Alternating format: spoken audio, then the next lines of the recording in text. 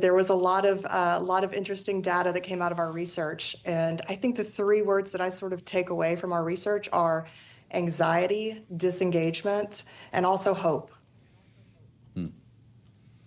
Okay, well, let's talk about the anxiety portion first, if we can, not to start on the negative, but the anxiety around the economy does not yet seem like it has been alleviated, even with President Trump in office, although especially among the Trump voters you talked to out of these 35 that were involved in this research, voted for him because of the economy and his handling of the economy. What exactly is the disconnect between what people are feeling and what they're seeing so far from the administration?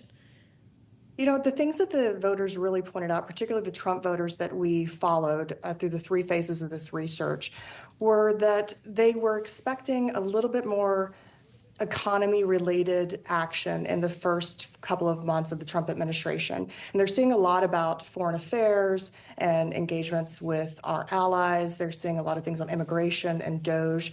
And while they are very concerned about the direction and how much effect the Trump administration is having on the economy, they still do remain hopeful.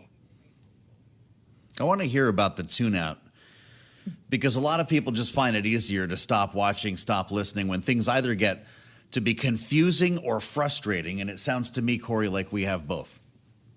It's true. So Center Forward, we've been the premier engager of bipartisan programming for the last 15 years in DC.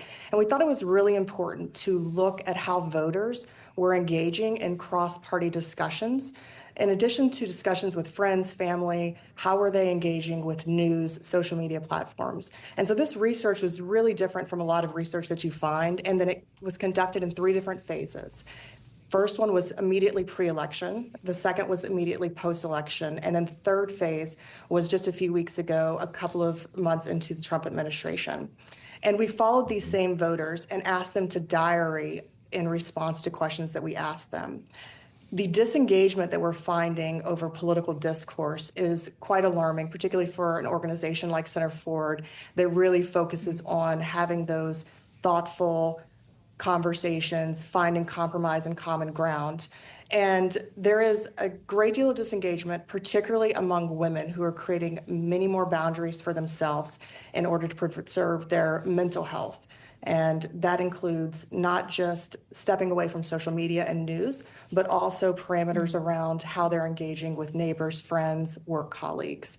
I will say the one thing that is encouraging to me is that overwhelmingly, the majority of folks have identified an area in which they have engaged with people of other positions, and as a result of those conversations have either softened their views or come to a greater understanding.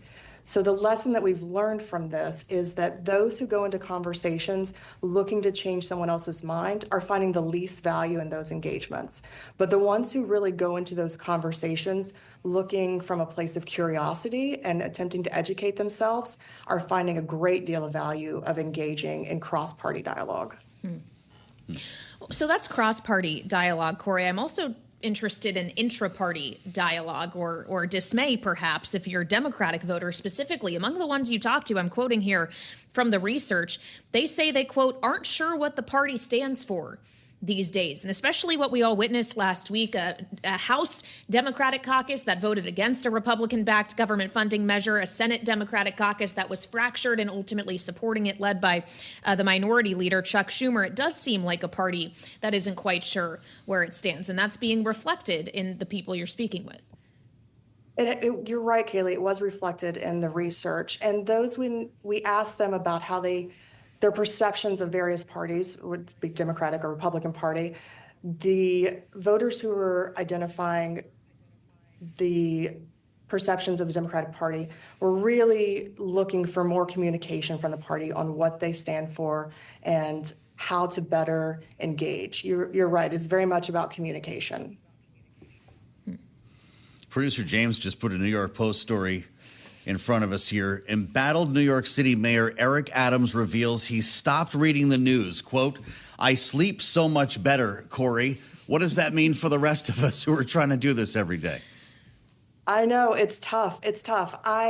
We have not yet seen the bounce back. I was hoping a few months into the new administration that we were going to see a bounce back and people engaging with the news, but it is a slow-going process. There is still a great deal of disengagement across their modes of relationships and communication. But I foresee that we were going to continue this research in a phase 4 and potentially a phase 5.